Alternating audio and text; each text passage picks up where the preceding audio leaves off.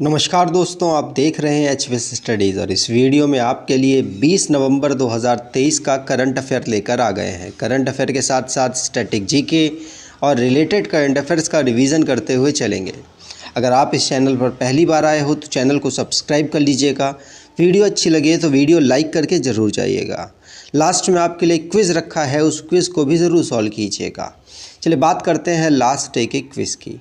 Last day आपसे question पूछा गया था, Indian origin home minister was dismissed by the prime minister of UK, name her. तो भारतीय मूल की गृह मंत्री को यूनाइटेड किंगडम के प्रधानमंत्री ने बर्खास्त कर दिया है, उनका नाम क्या है? आंसर था सुएला बेवरमैन। सुएला बेवरमैन को ऋषि सुनक, जो कि भारतीय मूल के हैं और वो प्राइम मिनिस्टर के पद पे यूके में काम कर रहे हैं, उन्होंने होम मिनिस्टर के पद से सुएला बेवरमैन को बर्खास्त कर दिया। आप सभी ने आंसर सही दिया था और डिटेल में दिया था। आज के पहले क्वेश्चन की बात करें और मोस्ट इंपॉर्टेंट क्वेश्चन है, which Indian has been shortlisted for the men's world athlete of the year award. तो men's world athlete of the year award से किसे शॉर्टलिस्ट किया गया है, किसे चुना गया है? आंसर होगा नीरज चोपड़ा को। नीरज चोपड़ा भारत के जेवलिन थ्रो करने वाले प्लेयर हैं और इन्होंने लगभग हर जगह पर गोल्ड मेडल जीता है और इनको world athlete of the year award 2023 के लिए चुना गया, ध्यान रखिएगा। अगर बात करें फाइनल में कौन कौन थे, तो और भी इनके अलावा कुछ अन्य देश के प्लेयर थे, लेकिन इनको यहाँ पर सिलेक्ट कर लिया गया है world athlete of the year award के लिए। आगे बात करें तो अवार्ड से रिलेटेड जो क्वेश्चंस बने हैं उनको रिवाइज करते हैं। पहला क्वेश्चन पढ़ लिया। दूसरा, केरला जिसको ग्लोबल रेस्पॉन्सिबल टूरिज्म अवार्ड 2023 मिला है, DY चंद्रचूड़ जी ने अवार्ड फॉर ग्लोबल लीडरशिप इनको प्राप्त हुआ हार्वर्ड लॉ यूनिवर्सिटी से। और अल्लू अर्जुन जिनको बेस्ट एक्टिंग के लिए पुष्पा द राइजिंग पार्ट 1 के लिए इनको अवार्ड, नेशनल अवार्ड मिला है। इंडियन आर्मी को कैम्ब्रियन पेट्रोल कंपटीशन 2023 में जो एक्सरसाइज हुई वहाँ पर इनको गोल्ड मेडल प्राप्त हुआ। माइकल डगलस ये सत्यजीत रे excellence in film life time award प्राप्त कर चुके हैं। 54th इंटरनेशनल फिल्म फेस्टिवल जिसको गोवा में ऑर्गेनाइज कराया गया। शिव शंकरी जी को सरस्वती सम्मान 2022 मिला। सुधा मूर्ति जिनको global Indian award Canada India foundation के द्वारा मिला। और जॉन फॉसे इनको नोबेल प्राइज़ लिटरेचर के फील्ड में मिला। नरगिस मोहम्मदी इनको नोबेल प्राइज़ पीस के क्षेत्र में मिला, शांति के क्षेत्र में मिला। अगला question, who is the new director of SPG special protection group? तो SPG प्रोटेक्शन ग्रुप के नए निदेशक किसे चुन लिया गया है? आंसर होगा ये आलोक शर्मा को चुना गया है। आलोक शर्मा, ध्यान रखिएगा, अब SPG के नए डायरेक्टर हो चुके हैं। इनसे पहले अरुण कुमार सिन्हा जी काम कर रहे थे डायरेक्टर के पद पर, लेकिन उनकी सितंबर के महीने में मृत्यु हो गई, जिसकी वजह से आलोक शर्मा को इस पद के लिए चुना गया। ये 1991 बैच के उत्तर प्रदेश कैडेट के IPS ऑफिसर हैं। अपॉइंटमेंट से रिलेटेड जो क्वेश्चन हैं उनको रिवाइज करते हैं। पहला क्वेश्चन पढ़ लिया। दूसरा, V चंद्रशेखर जो कि जॉइंट डायरेक्टर बने हैं CBI में। राजेंद्र मेनन जिनको चेयरमैन बनाया गया आर्म फोर्स ट्रिब्यूनल का। और Deepesh Nanda Tata power renewable energy में CEO और MD के रूप में इनको चुना गया। साइमा वजीद WHO रीजनल डायरेक्टर बनाई गई हैं साउथ ईस्ट एशिया की। और महेंद्र सिंह धोनी को ऑफिशियल ब्रांड एम्बेसडर बनाया गया SBI का। अमोल मजूमदार हेड कोच बने हैं Indian women cricket national team के। और सुल्तान इब्राहिम इस्कंदर ये मलेशिया के नए किंग बने हैं। कैटरीना कैफ जिनको स्विस वॉचमेकर की ग्लोबल ब्रांड एम्बेसडर बनाया गया, जिसका नाम राडो है। राजकुमार राव जो कि इलेक्शन कमीशन के द्वारा नेशनल आइकन चुने गए। माइक जॉनसन नए स्पीकर बने हैं US हाउस ऑफ रिप्रेजेंटेटिव में। अगर आप कोई ई-बुक वगैरह परचेज़ करना चाहते हैं तो डिस्क्रिप्शन बॉक्स में लिंक है, वहाँ से आप इसको परचेज़ कर सकते हैं। अगला question, which country is the host of Asia Pacific economic corporation leaders meeting 2023? तो एशिया प्रशांत आर्थिक सहयोग नेताओं की बैठक 2023 की मेजबानी कौन सा देश कर रहा है? आंसर, ये यूएसए मेजबानी कर रहा है और जो बाइडेन इसकी अध्यक्षता कर रहे हैं। ध्यान रखिएगा, इसको सैन फ्रांसिस्को यूएसए में जो एशिया पैसिफिक इकोनॉमिक कॉरपोरेशन की मीटिंग ऑर्गेनाइज कराई गई 11 नवंबर से लगभग स्टार्ट की गई और लगभग 17 नवंबर तक ये कैरी हुई। यूएस के प्रेसिडेंट जो बाइडेन ने इसको लीड किया है, चेयरमैनशिप की है और शी जिनपिंग वगैरह जो अन्य देश थे उनके जो राष्ट्राध्यक्ष थे वो भी यहाँ पर पहुँचे थे। अगला question, which city is the host of Indo Pacific regional dialogue? कौन सा देश, कौन सा शहर इंडो पैसिफिक रीजनल डायलॉग का मेजबान बना है? आंसर, ये भारत बना है, कंफ्यूज मत होइएगा। ये एशिया पैसिफिक है, क्या है? Asia Pacific economic corporation.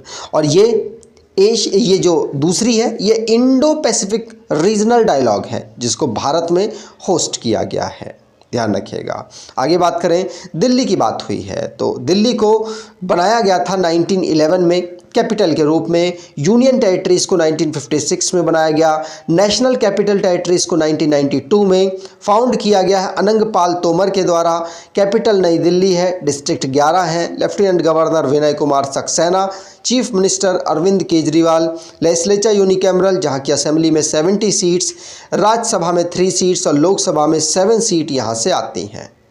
अगला question, who represented the government of India at the swearing in ceremony of 8th president of Maldives Mohamed Muizzu? तो मालदीव के 8वें राष्ट्रपति मोहम्मद मुइज़ू के शपथ ग्रहण समारोह में भारत सरकार का प्रतिनिधित्व किसने किया है? तो भारत सरकार का प्रतिनिधित्व किरण रिजिजू ने किया है। ध्यान रखिएगा, भारत सरकार की तरफ से रिप्रेजेंटेटिव बनकर ये गए।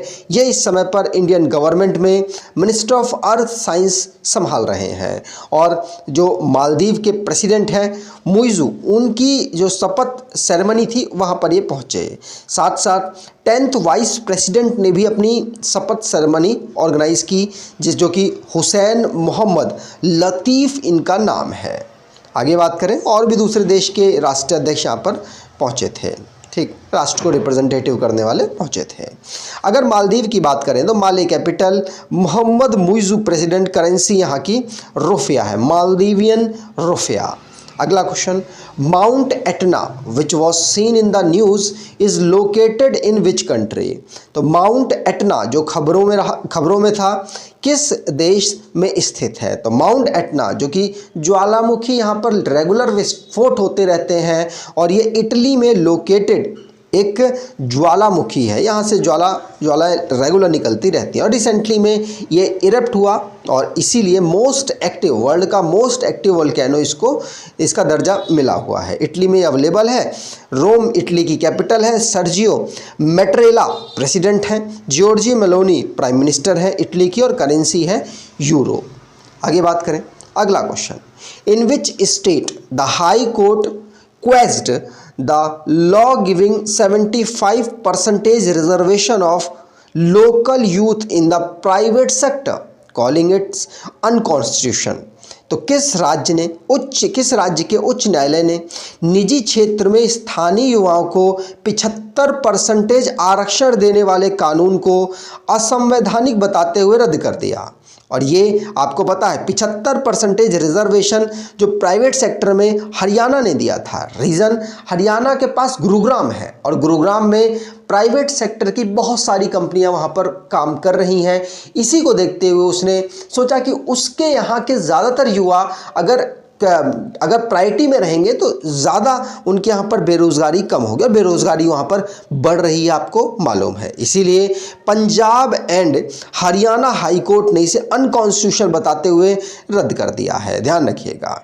ठीक, यहाँ पर नवंबर 2021 में हरियाणा गवर्नमेंट ने जो employment of local candidate act है उसके माध्यम से प्राइवेट सेक्टर में 75% जो लोकल लड़के हैं उनको यहाँ पर लोकल जो यूथ हैं उनको यहाँ पर रिजर्वेशन देने की बात कही थी। तो अब ये अनकॉन्स्टिट्यूशन हरियाणा और पंजाब हाई कोर्ट ने कर दिया। आपको पता है हरियाणा और पंजाब का एक ही हाई कोर्ट है जो कि चंडीगढ़ में अवेलेबल है।